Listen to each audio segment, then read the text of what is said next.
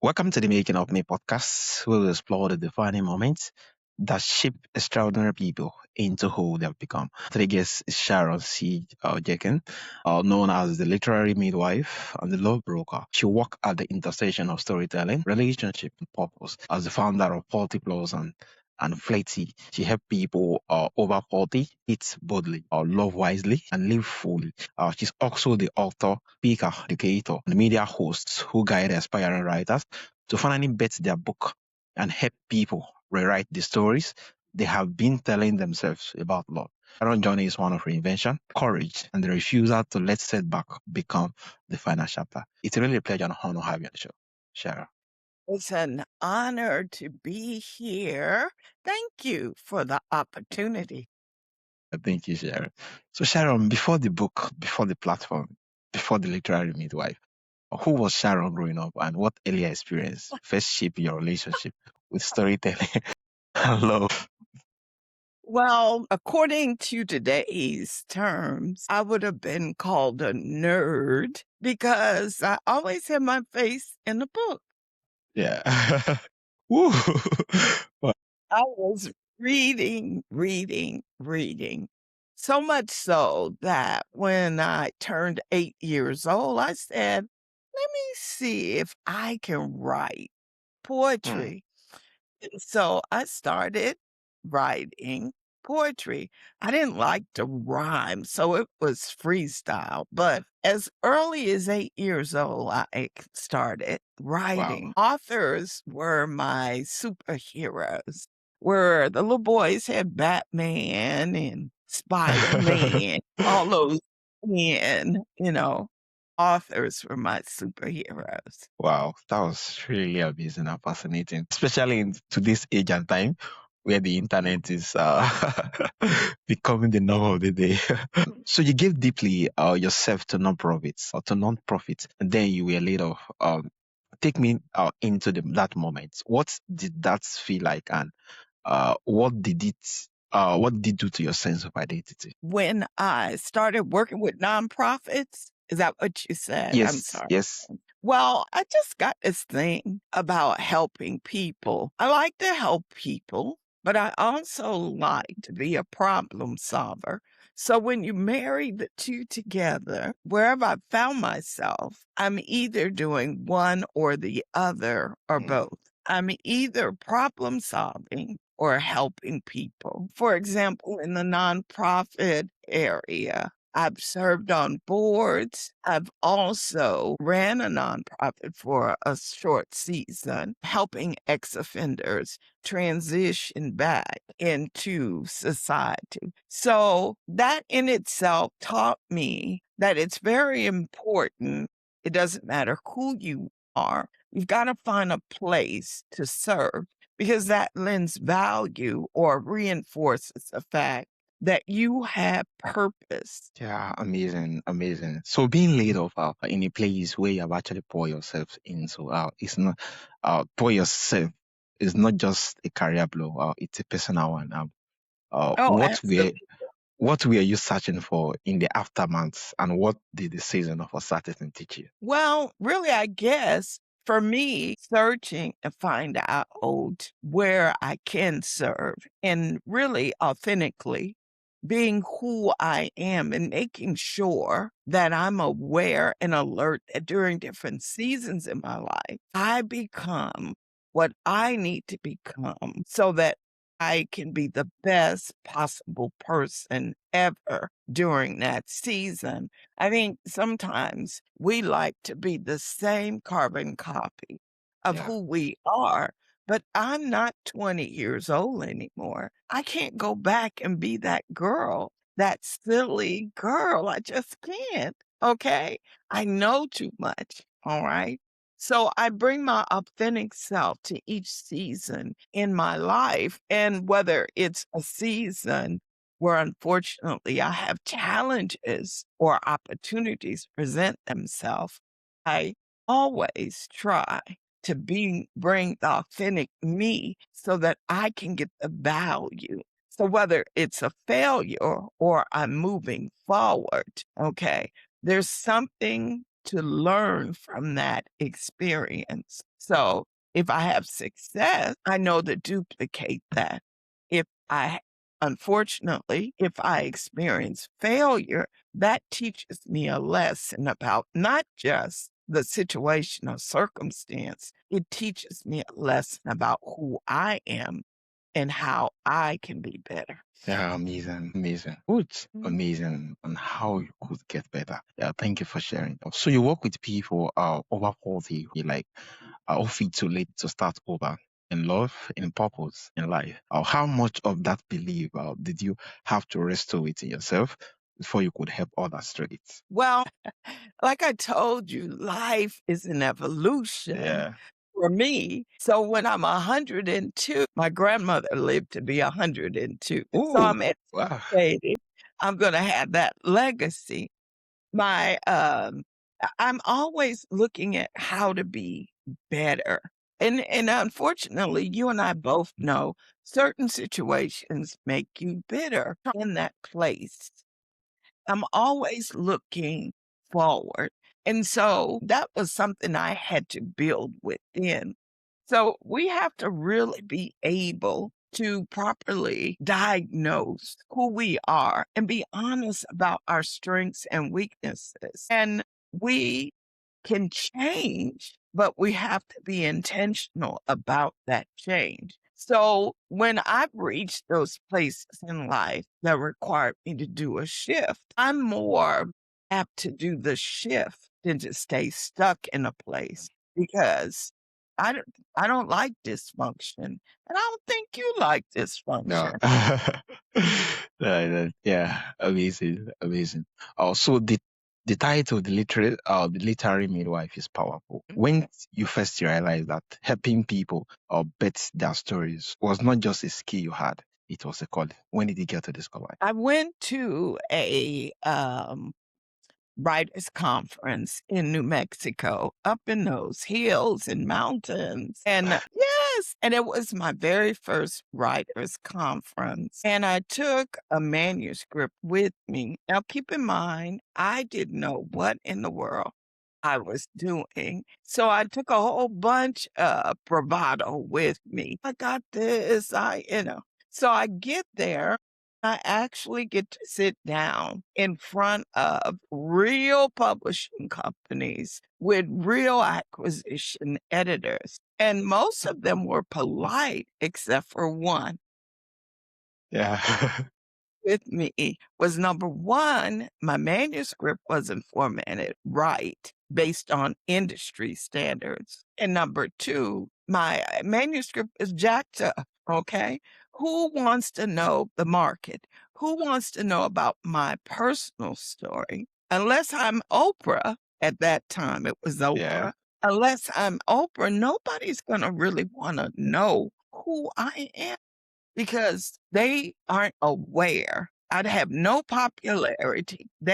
Well, locally, but nationally, internationally, they aren't aware of the value I can bring to their life experience. And I was so mad when I got home. I was so mad. I took that manuscript and I threw that manuscript in the trash. Well, I'm a woman of faith, and I had to go in the trash and pull that manuscript out because what I do, I'm not junk. So whatever I produce has life in it. So I had to pull it out and I had to figure out a way to make that document really be valuable to somebody. And I was able to do that. So I was so mad with the system. Why didn't anybody Yeah. prepare me before I spent all that money going to this writers conference to show up the way I should have showed up? And why wasn't there a community of writers that look like me that would support me in this endeavor? And I finally did get the courage to write a book, and I did it with two other women. We co-authored a book of poetry. Well, we couldn't agree on anything because we were very distinctly different in personalities. And as a result, they kind of drifted away in the middle of our second printing. And so I was forced to learn the mechanics behind Yeah. self-publishing. You add those two instances Mm. together, you add the fact that I love to help people, all right? So I picked up the mission of helping aspiring authors find a way to get published without having to go to or wait years to be recognized by a major publishing house. And at that time, self publishing was new and it actually was still a curse word in the Mm. industry. Yeah. Now everybody's self Yeah. publishing.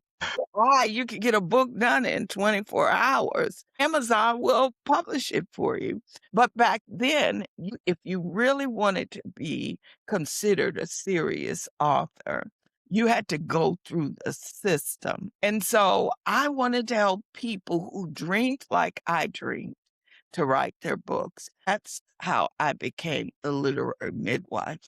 Yeah, amazing, amazing. Thank you so much for sharing. Yeah, but Mhm. that's you love writing, you love reading, and the publishing industry have to frustrate you that make you discover that, which I think I might just do it on my own. And we spoil the part of problem solving, and you've been able to kind of do that particular part, combining it with writing, and yeah, it's really amazing. And thank you for what you do.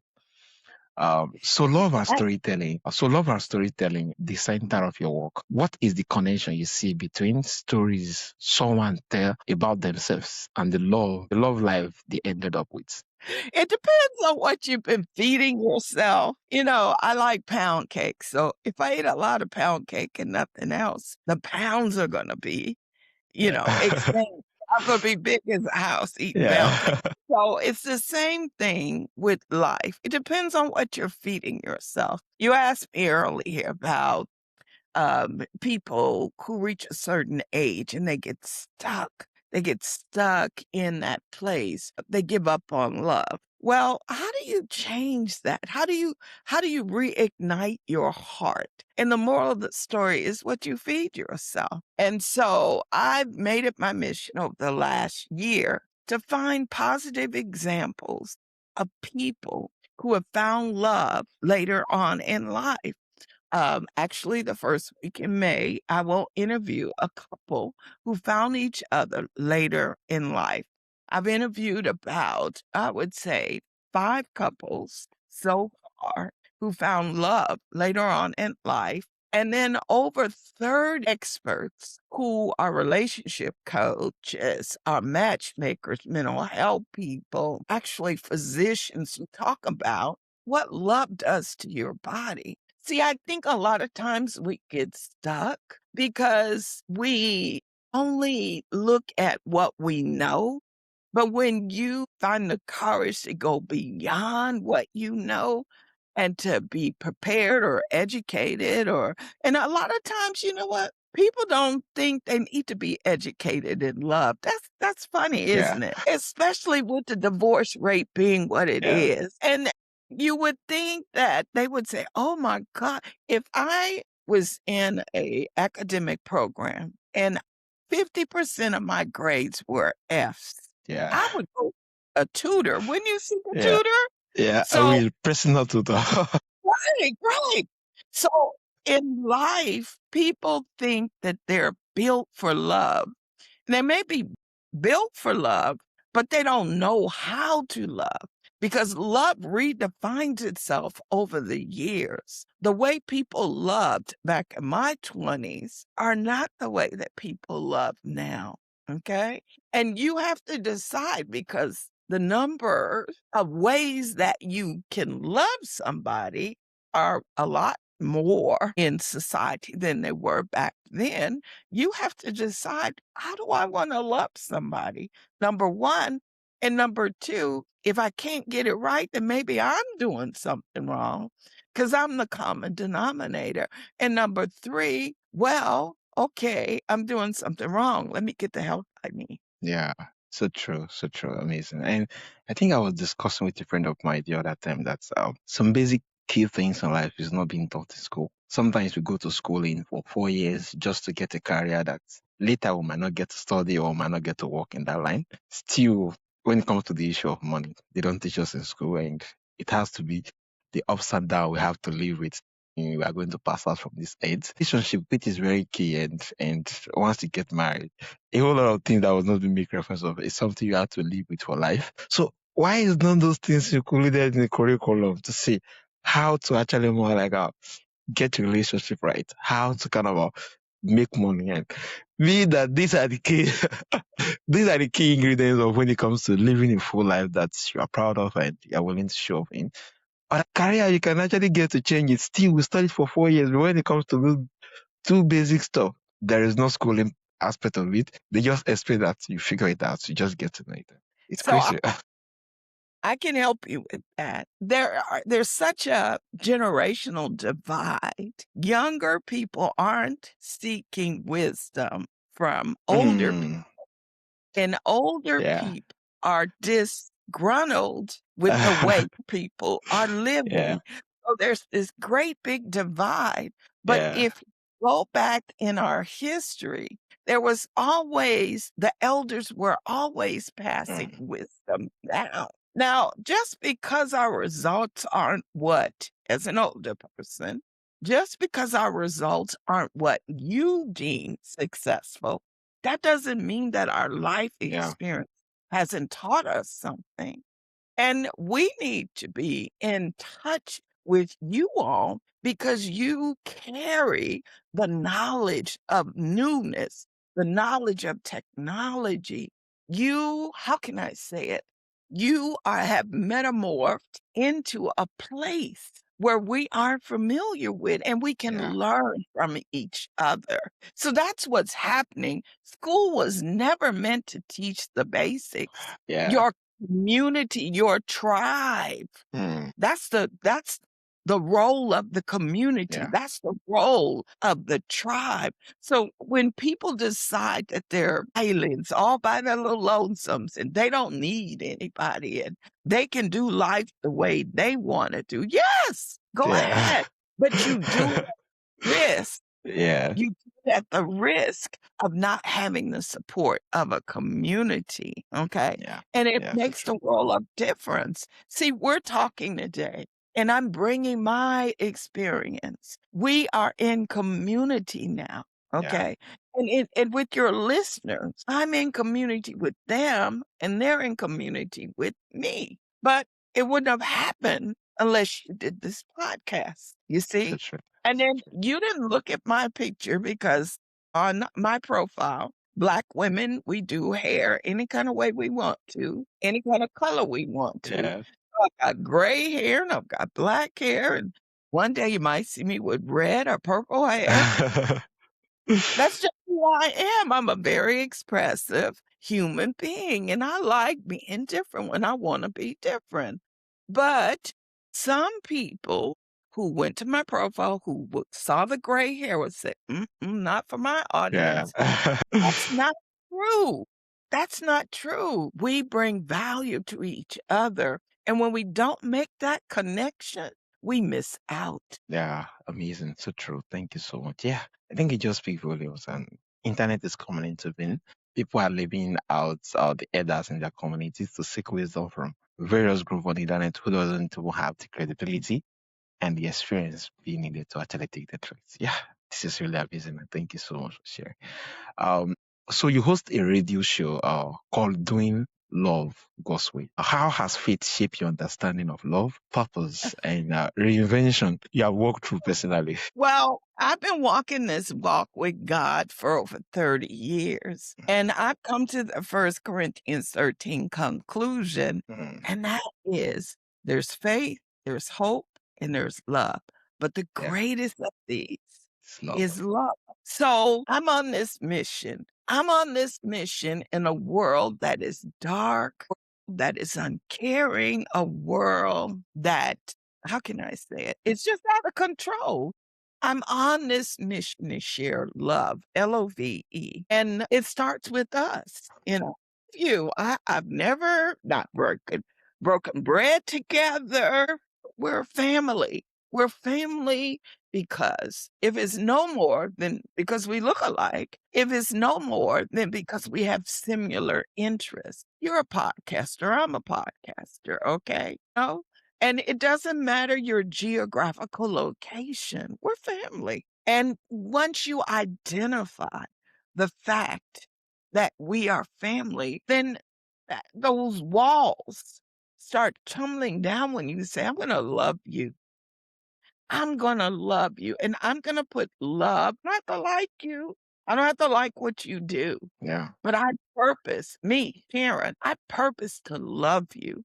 And when I put love in front of everything, okay, then that commands me to respond to you in a certain way. And I think people have forgotten that love does heal, love does mend, love does bind us together. So I'm on this mission. Yeah, Yeah. we're gonna talk love a lot on my podcast. Yeah, love does heal. Love does a whole lot. Yeah, faith, love, hope. The greatest of them all is love. It's really amazing. And thank you so much for sharing a whole lot of insight. Also, for my audience who would love to reach out either for coaching sections or more like to connect to your various media, especially to your podcast to hear more love stories and how they could actually get it better. How can they reach out and where is the best platform? Well, I'm on iHeart and all those other wonderful Podbean. I'm on all those wonderful places. And it's Doing Life God's Way with Oh, Dr. J. Doing Life God's Way with Dr. J. This season, we're talking about love. Next season, we'll talk about hope. The season ooh. after about okay, but I use biblical examples, and then I have guests that come on, and we talk about love, Love, Love. I tell you. And then on TikTok, I'm called the Love Broker, Ooh, the Love Broker. And yeah. on Instagram and Facebook, it's Sharon C. Jenkins. That's how you find me. Yeah, amazing. Thank you so much for what you are doing and what you are still going to do. This has really been amazing. I will say that. Thank you so much. And I think it just speaks volumes to if the older generation they actually get to church when it comes to relationship and everything. Like looking at their statistics, you see that there's not much divorce, which simply means they were paying attention to their elders, to the community and everything. And from this conversation, it just speaks volumes to you see fall back to this particular period where the younger ones seek advice from the older ones owing to their low years of experiences and they have seen a whole lot of different patterns. And the truth of the matter, they don't have to like what they Yeah, say, just like anything else. When I go into a restaurant, I'm not guaranteed I'm gonna like everything on my yeah. plate. I went to a seafood restaurant this weekend. I was hoping their gumbo had improved, but the gumbo hadn't improved. But I ate it 'cause I paid for it. Okay. Am I not gonna go back to that restaurant? No, I love their seafood. Everything else they do exceptionally well. See, I bring wisdom to the table. I know that things aren't always going to be 100% the way I want them, but I'll take 50%. I'll Yeah, even take 10% because I'm walking away with value. I yeah, won't take 0%. yeah. Thank you so much, Sharon. Thank you for sharing such rich and honest stories of lost reinvention and the courage it takes to start again. Your journey just reminds us that being laid off, setback, left searching, not is not the end of the stories. It's often the beginning. Yeah, once again, it's really a pleasure and honor have you on the show, Sharon. You have a great day too. Thank you.